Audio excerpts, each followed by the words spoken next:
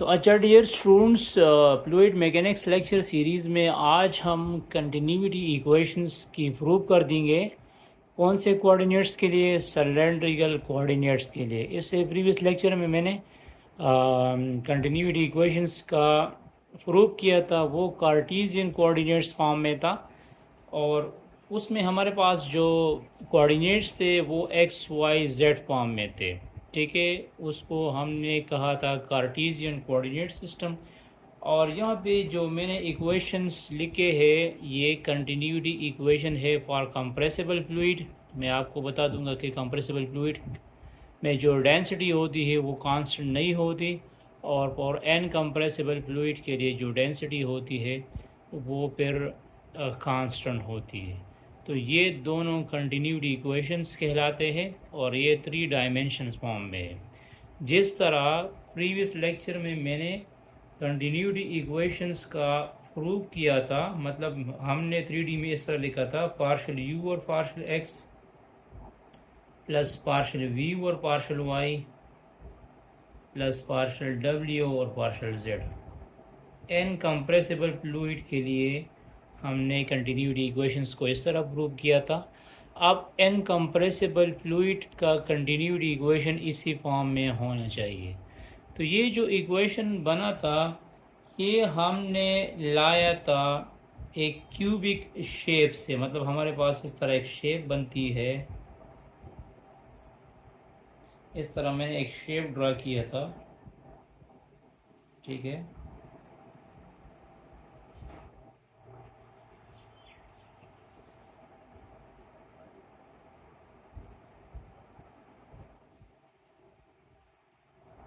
और इसमें हमने इसको क्या कहा था? एक्स वाई जी कहा था। ये हमारे पास सपोज वाई है, ये एक्स है और ये हमारे पास जेड कोऑर्डिनेट है, ठीक है। और इसको हमने डी एक्स कहा था, ये डी वाई था और ये क्या था? डी जेड था, ठीक है। ये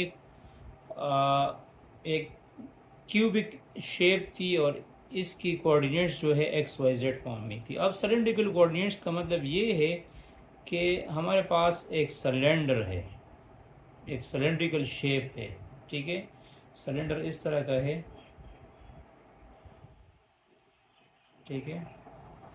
ये मैंने एक सिलेंडर बना दिया इस तरह, और इसी सिलेंडर की भी कोऑर्डिनेट्स, ये एक्स ये वाई एक्सिस हुआ, ये सपोज एक्स एक्सिस हुआ, और ये हमारे पास इसका क्या हुआ? जेड एक्सिस हुआ, ठीक है।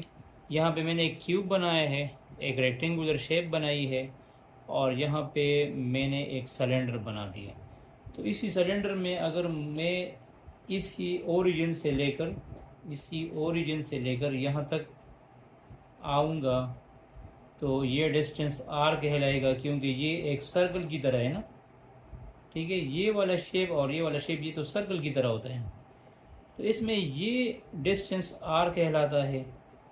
और ये जो एक्स एक्स के साथ जो एंगल बना रहता है उसको हम थीटा कहलाते हैं। और ये हमारे पास इसका क्या है? जेड एक्सिस है।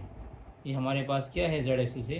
तो ये वाला पॉइंट अगर मैं इस तरह ड्रा कर दूँ तो फिर ये वाला पॉइंट क्या कहलाता है? आर थीटा जेड कहलाता है। तो पहली बात तो ये याद रखनी है कि कार्टीजियन कोऑर्डिनेट सिस्टम में हम क्या लिखते हैं? हम जो कोऑर्डिनेट्स लिखते हैं वो एक्स वाई जेड फॉर्म में लिखते हैं। यहाँ पे जो प्रूफ है कंटिन्यूटी इक्वेशंस का, इसका प्रूफ मैं बिल्कुल उसी तरह कर दूंगा जिस तरह मैंने कार्टीजियन कोऑर्डिनेट सिस्टम के लिए किया है। सिर्फ आप उसकी जगह चेंजिंग करोगे, मतलब एक्स वाई जेड की जगह कोऑर्डिनेट्स को चेंज करोगे। तो पहली बात तो याद रखनी है कि सिलेंड्रिकल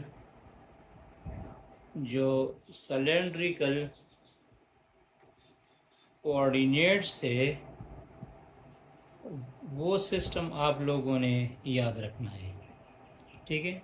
सिलेंड्रिकल कोऑर्डिनेट सिस्टम हम लिख देंगे आर थीटा जेड लिख देंगे। जिस तरह मैंने यहाँ पे क्या लिखा है? एक्स वाई जेड लिखा है। तो पहला स्टेप ये होगा कि आपको सिलेंड्रिकल कोऑर्डिनेट सिस्टम के बारे में पता होना चाहिए। इसमें आर क्या है, आर रेडियल है, मतलब रेडियस है। टीटा एंगुलर डायरेक्शन में ये जो एंगल बनाती लेती है, और ये इसको एक्सियल डायरेक्शन कहते हैं। ये जेड एक्सिस को क्या कहते हैं, एक्सियल डायरेक्शन कहते हैं। तो अगर आप लोग लिखना चाहते हैं तो लिख भी सकते हैं। आर क्या है, आर आर को हम कहते हैं रेडियल डायरेक्शन। टीटा को हम कहते हैं एंगुलर डायरेक्शन कह देते हैं। और तीसरी बात ये है, जेड क्या है, जेड है एक्सियल, इसको एक्सियल डायरेक्शन कहते हैं। तो सबसे पहली बात ये याद रखनी है कि एक्स वाई जेड की जगह हम क्या लिख देंगे, आर टीटा जेड लिख देंगे। पहली बात ये याद रखना है। अच्छा, डिफरेंशियल इसके जो वेलोसिटी कंपोनेंट है, जिस तरह हमने अलांग एक्सिस वेलोसिटी को हम u कहते हैं, अलांग वाई एक्सिस वेलोसिटी को हम v कहते हैं, और अलांग z एक्सिस जो वेलोसिटी के जो कंपोनेंट है उसको हम w से रिप्रेजेंट करते हैं। तो यहाँ पे जो वेलोसिटी के कंपोनेंट है, वेलोसिटी के कंपोनेंट्स को आप लोगों ने शो करना है किससे, v r, v theta and v z. ठीक है, v r, v theta and v z. वैसे हम वेलोसिटी को कार्टेशियन में इस तरह रिप्रेजेंट करते हैं, u i v j plus डब्ल्यू के। यहाँ पे मैं u की जगह वी आर यूज़ कर दूँगा, v की जगह वी टीटा यूज़ कर दूँगा, और z की जगह वी जेड यूज़ कर दूँगा। तो पहली बात याद रखनी है कि सिलेंड्रिकल कोऑर्डिनेट्स को आर टीटा जेड फॉर्म में हम रिप्रेजेंट करते हैं। और दूसरी बात ये याद रखनी है कि इसके जो वेलोसिटी कंपोनेंट है उसको हम आर टीटा जेड में लिखते हैं। इसके बाद जो थर्ड है, जिसको हम कहते हैं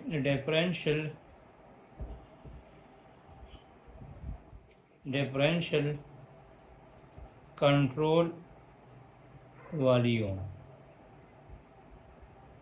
मैंने कार्टेशियन कोऑर्डिनेट सिस्टम में डी वी को इस तरह लिखा है, मैंने कार्टेशियन कोऑर्डिनेट सिस्टम में डी वी को लिखा है d x, d y, d z लिखा है।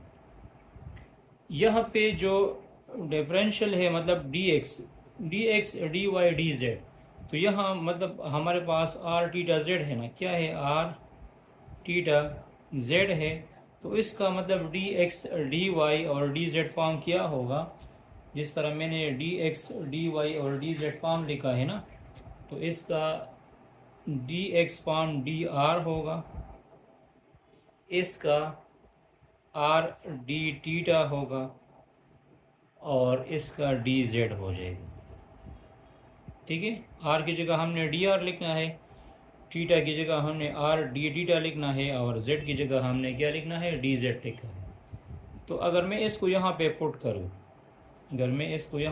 करूँ, तो डी वी क्या बन जाएगा, डी वी बन जाएगा d r, r d theta and to d z.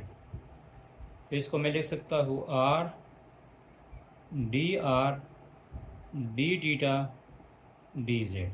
ठीक है, इसको मैंने मतलब जो वॉल्यूम है सिलेंडर का उसको हम इस तरह रिप्रेजेंट करते हैं। फिर इसके बाद यहाँ पे देखो, कंजर्वेशन ऑफ मास प्रिंसिपल हम डिस्कस करते हैं। ये मैं स्टेप वाइज इसलिए करना चाहता हूँ कि आप लोगों को समझ आ जाए। तो conservation of mass principle, conservation of mass principle का मतलब ये है कि मास को हम ना डिस्ट्रॉयड कर सकते हैं और न क्रिएट कर सकते हैं इनसाइड एलिमेंट। तो यहाँ पे मैं लिख दूंगा रेट ऑफ एकमुलेशन। ये पूरा स्टेप मैंने कार्टेशियन कोऑर्डिनेट सिस्टम में किया है। वो हमारे पास ये बताता है कि मास एन फ्लो और मास आउटफ्लो, ठीक है। या मैं लिख सकता हूँ partial by partial t, mass in control volume, mass inside C V का मतलब होगा control volume, mass in into out, इस तरह भी हम लिख सकते हैं। तो यहाँ पे देखो, मैंने कार्टेशियन कोऑर्डिनेट सिस्टम में आप लोगों को डिफाइन किया था डेंसिटी। डेंसिटी किसके बराबर है? डेंसिटी इक्वल है rho is equal to mass per unit volume, ठीक है। तो अगर मैं इससे मतलब इस वी की जगह हम डी वी लिख देंगे, इसी केस में हम क्या लिख देंगे? डी वी लिख देंगे। इसको डिफरेंशियल वॉल्यूम कहते हैं।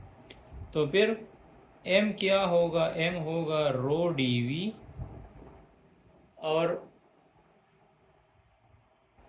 तो यहाँ पे देखो डी वी किसके बराबर है? इसके बराबर है। तो यहाँ पे पुट करो तो एम आ जाएगा rho r d theta and d z. ये हमारे पास मास आएगा। ये हमारे पास जो है कार्टेशियन कोऑर्डिनेट्स में भी आया था, वहाँ पे है rho d x d y d z form था। अगर आप इसका कार्टेशियन फॉर्म याद रखोगे तो फिर इसका जो है ये फॉर्म याद रखना मुश्किल नहीं है, मतलब आप इसको इजीली कर सकते हैं। अच्छा, मास तो मैंने लिख दिया कि मास किसके बराबर हुआ? मास हुआ rho r d theta and d z. अगर इसको मैं डिफरेंशिएट करूँ विद रिस्पेक्ट टू टी, मैं डिफरेंशिएट कर दूँ तो ये जाएगा पार्शियल एम और पार्शियल टी, पार्शियल रो और पार्शियल टी, बाकी आर डी थीटा और डी जेड कांस्टेंट है। तो मास को तो हम विद रिस्पेक्ट टू टाइम जो है चेंज नहीं कर सकते, तो ये ज़ीरो हो जाएगा। तो मतलब इसको मैं लिख सकता हूँ इस तरह, r d theta d z partial rho और पार्शियल टी। ये चीज़ मैंने कार्टेशियन फॉर्म में भी की है। कार्टेशियन फॉर्म में क्या था? पार्शियल रो और पार्शियल टी था, सिंपली हमने डी एक्स डी वाई और डी जेड लिखा था, ठीक है। अब यहाँ पे देखो, अब यहाँ पे हमने क्या करना है? रेडियल मास फ्लक्स डेरिवेशंस करनी है। नंबर 4 या नंबर 5 हमने क्या करना होगा? रेडियल मास फ्लक्स डेरिवेशन। रेडियल मास फ्लक्स डेरिवेशन का मतलब ये है कि जिस तरह मैंने आप लोगों को इसी डायग्राम में बताया था कि इस साइड से कितना मास फ्लो होता है, इसको हम इनलेट फ्लो कहते हैं, और यहाँ मास आउट जब होगा तो इसको आउटलेट फ्लो कहते हैं। तो मास जब एंटर होगा, ठीक है, यहाँ पे इसकी मतलब क्या कोऑर्डिनेट हो सकती है, और मास जब आउट होगा तो इसकी यहाँ पे क्या कोऑर्डिनेट हो सकती है। इस तरह अलांग एक्स एक्सिस या अलांग वाई एक्सिस या अलांग जेड एक्सिस हम ले सकते हैं। तीनों केसेस हम इसका ले सकते हैं। तो यहाँ पे अब सिलेंडर है, क्या है? सिलेंडर है। तो अलांग एक्स एक्सिस अगर मैं मास एंटर कर दूंगा, या अलांग वाई एक्सिस या अलांग जेड एक्सिस, तो उसकी क्या हो सकती है? तो मैंने आप लोगों को लिखा था कि यहाँ पे जब मास एंटर होगा, ठीक है, मास जब एंटर होगा तो उसको हमने लिखा था इस तरह। तो यहाँ से जब मास एंटर होगा अलांग एक्स एक्सिस की अगर मैं बात कर दूँ, तो मास entering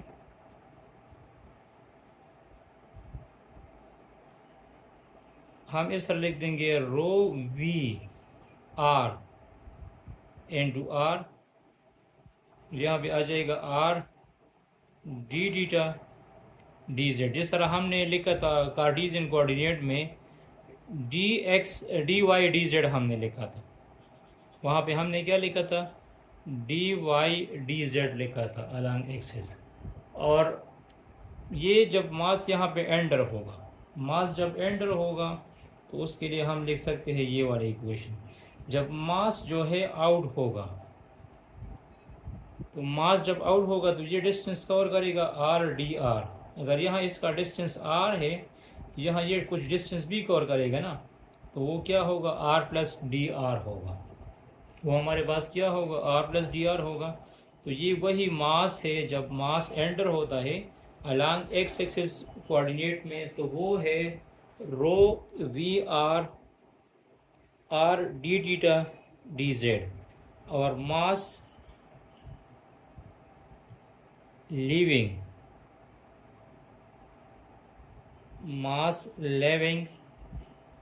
eight r plus d r. Mass leaving जब हमने मास डिफाइन किया था कार्टेशियन कोऑर्डिनेट्स में, वो r x plus d x था। वो हमारे पास किया था एक्स प्लस डी एक्स था। तो यहाँ पे देखो, हमने यूज़ करना है टेलर सीरीज़ एक्सपेंशन। ये टेलर सीरीज़ एक्सपेंशन मैंने मतलब उसके लिए भी यूज़ किया है, कार्टेशियन कोऑर्डिनेट में भी हमने यूज़ किया है। मतलब इसका प्रूफ तकरीबन सेम है, लेकिन यहाँ आप लोगों ने एक्स वाई जेड की जगह R D T D Z लिखना है। तो लेट अस कंसिडर, आप लोग कंसिडर करो कि इसमें ये जो रो वी आर है इसको एफ ऑफ एक्स कह दो, इसको क्या कह दो, एफ ऑफ एक्स कह दो। और अगर मैं टेलर सीरीज़ की एक्सपेंशन की बात कर दूं, तो टेलर सीरीज़ की एक्सपेंशन हम इस तरह कर सकते हैं, f of x plus d x. तो यहाँ पे मैं लिख दूंगा f of r plus d r. F of r plus d r ये हो जाएगा एफ ऑफ, यहाँ पे आर हो जाएगा, एफ आर हो जाएगा, और यहाँ पे हो जाएगा क्या, partial by partial r f r into d r हो जाएगा। तो एफ आर की वैल्यू क्या है, एफ आर की वैल्यू तो ये है ना, rho v r into r है, तो यहाँ पे रिप्लेस करो। तो कहने का मतलब ये है कि area of the outer face, area of outer face को हम इस तरह लिख सकते हैं कि rho v r plus d r. मतलब इसको हम इस तरह भी लिख सकते हैं, इस तरह भी लिख सकते हैं, rho v r partial by partial r rho v r d r. ये जब मास एंटर होगा, ये वाला ये इक्वेशन बनेगा, और यहाँ पे जब मास आउट होगा तो ये वाली इक्वेशन। अच्छा, मैं यहाँ पे एक इम्पोर्टेंट पॉइंट्स आप लोगों को क्लियर कर दूंगा, क्योंकि फिर जो थीटा डायरेक्शन में या जेड डायरेक्शन में फ्लो होगा उसका हम डायरेक्ट मतलब एन फ्लो और आउट फ्लो कैसे लिख देंगे। तो यहाँ पे देखो, ये मैंने आपको एन फ्लो की बात की कि एन फ्लो के लिए हम लिख देंगे रो वी आर। ये आर अगर आप लोग लिखना चाहते हैं लिख सकते हैं, नहीं लिखना चाहते तो ना लिखो, r d theta d z. अगर ये with respect to r direction में मतलब फ्लो हो रहा है, तो यहाँ मैं इसके साथ क्या लिख दूंगा, r d theta d Z लिख दूंगा। ठीक है, अगर ये विद रिस्पेक्ट टू फिर टीटा होगा तो फिर मैं लिख दूंगा मतलब डी आर और डी जेड के कंपोनेंट में लगा दूंगा। और अगर ये विद रिस्पेक्ट टू जेड होगा तो फिर मैं विद डी आर और डी टीटा के कंपोनेंट लगा दूंगा। ठीक है, तो यहाँ पे देखो, ये एन फ्लो है और ये हमारे पास क्या है, आउटफ्लो है। तो इसी आउटफ्लो के साथ भी मैं क्या लगा दूंगा, इसी आउटफ्लो के साथ भी मैं एक्स्ट्रा टर्म लगा दूंगा। वो क्या है, वो हमारे पास है r d theta d z. ठीक है, ये लगा दिया। फिर जो हमारे पास मतलब कंजर्वेशन जो मतलब नेट आउट हमारे पास, अब मैं क्या कर दूंगा, मैं मतलब ये फ्लो एंटरिंग फ्लो है और ये मतलब आउटर फ्लो है। मतलब इसको आप मल्टीप्लाइड, अच्छा इसको आप इसके साथ मल्टीप्लाइड भी कर सकते हैं। मतलब इस तरह हम लिख सकते हैं कि rho v r into r d theta d z, और ये इसके साथ मल्टीप्लाइड भी कर सकते हैं पार्शल बाय पार्शल आर, या आर यहाँ आप लिख सकते हैं rho v r d r d theta and d z. अब इन दोनों को क्या करो, इसको और इसको माइनस करो, क्योंकि मुझे नेट आउटफ्लो चाहिए। नेट फ्लो मुझे चाहिए। नेट फ्लो का मतलब ये है कि टोटल फ्लो कितनी है। तो नेट फ्लो इस तरह मैं फाइंड कर सकता हूँ कि मैं लिख दूंगा आउटफ्लो माइनस इन फ्लो। ठीक है, तो आउटफ्लो ये है ना, ये वाली है, rho v r into r d theta d z plus partial by partial r rho v r d theta d z, और फिर माइनस ये वाला rho v r into r d theta d z. तो इसमें ये दोनों cancel हो जाएंगे। ठीक है, तो हमारे पास जो रेडियल डायरेक्शन में फ्लो होगा, जो रेडियल डायरेक्शन में फ्लो होगा मतलब आर की डायरेक्शन में, जिसको हम नेट फ्लो कहते हैं, वो इसी फॉर्म में होगा। वो हमारे पास होगा partial by partial r rho v r d theta d z. ये हमारे पास होगा कौन सी डायरेक्शन में, रेडियल डायरेक्शन में होगा। अब यहाँ पे देखो, अगर मैं इसको विद रिस्पेक्ट टू थीटा करना चाहता हूँ तो नेट एंगुलर फ्लो हम इसको कह सकते हैं। ये रेडियल फ्लो है, मतलब विद रिस्पेक्ट टू आर है। नेट एंगुलर फ्लो मीन के विद रिस्पेक्ट टू थीटा वो क्या होगा, यहाँ पे देखो, वो मैं डायरेक्ट लिखना चाहता हूँ। वो मैं लिख सकता हूँ partial by partial theta, partial by partial theta लिख दो, फिर लिख दो rho v theta d theta d r and d z, या d r d theta d z form में भी आप लिख सकते हैं। ये नेट फ्लो होगा with respect to angular r, मतलब यहाँ इसके साथ आर हमने लिखा है विद रिस्पेक्ट टू रेडियल में, और विद रिस्पेक्ट टू थीटा इसमें आर नहीं होगा। विद रिस्पेक्ट टू थीटा इसमें आर नहीं होगा। ठीक है, और जो एक्सियल फ्लो है मतलब जेड एक्सिस के हिसाब से, तो जेड एक्सिस के हिसाब से भी मैं इसको लिख सकता हूँ इस तरह, नेट, जिसको एक्सियल फ्लो कहते हैं जेड एक्सिस के हिसाब से, तो हो जाएगा partial by partial z rho v z आ जाएगा, और मैं लिख दूंगा r d theta and d z. ये तीनों आप लोगों ने याद रखना है।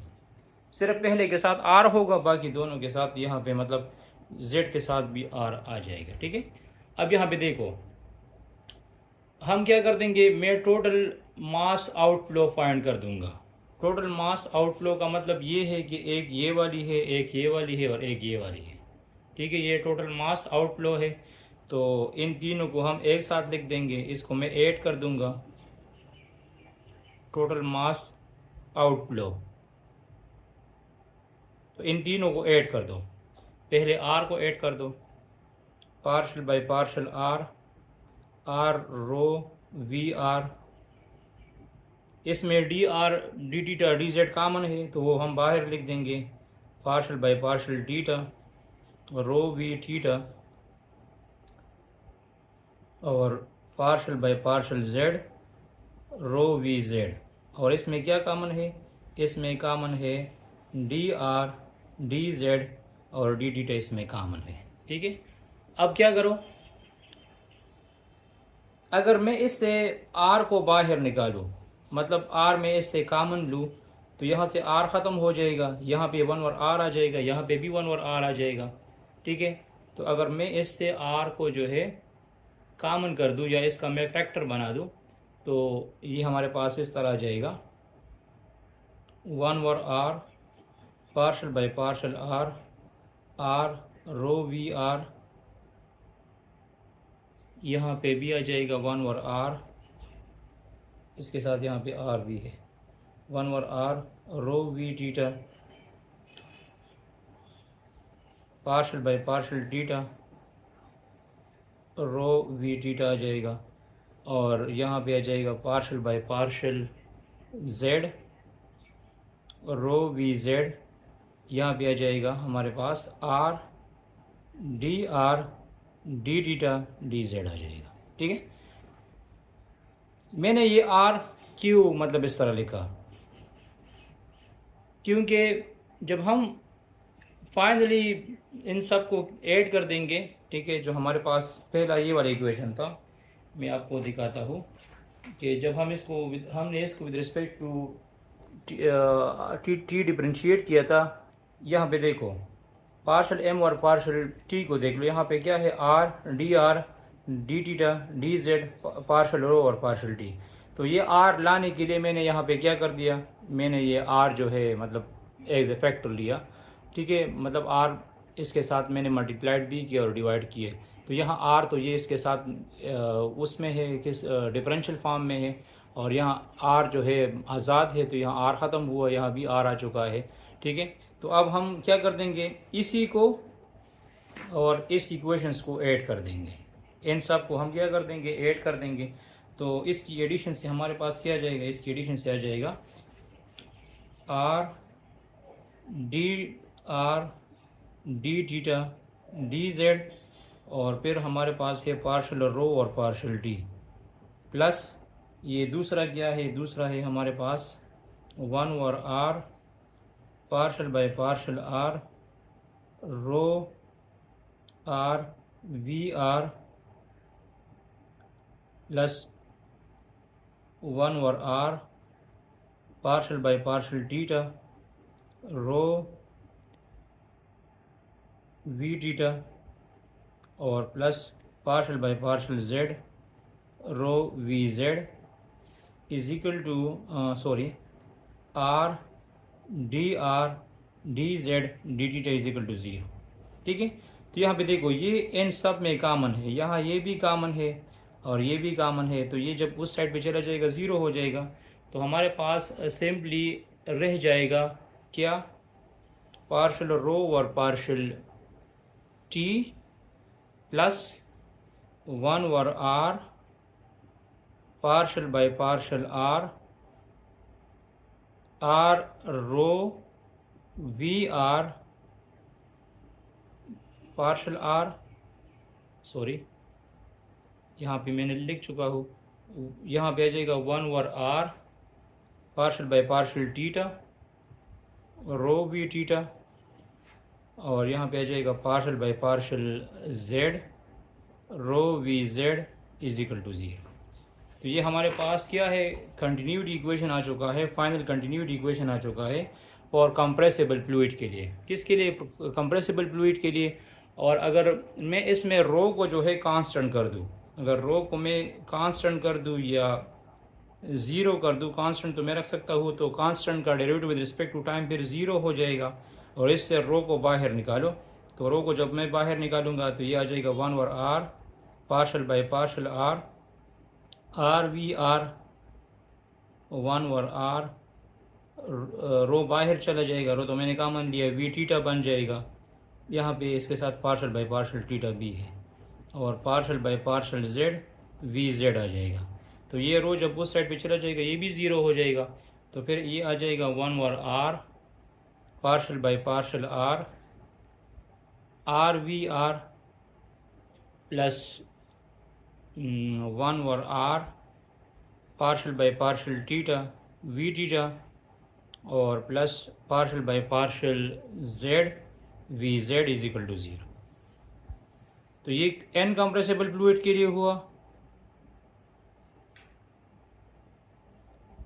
ठीक है, और ये कंप्रेसिबल फ्लूइड के लिए हुआ। इतना मुश्किल नहीं, आसान है, थोड़ा सा सोच समझ के आपको मतलब करना है। बाकी अगर किसी जगह पे मसला हो तो आप हमें कमेंट्स कर सकते हैं।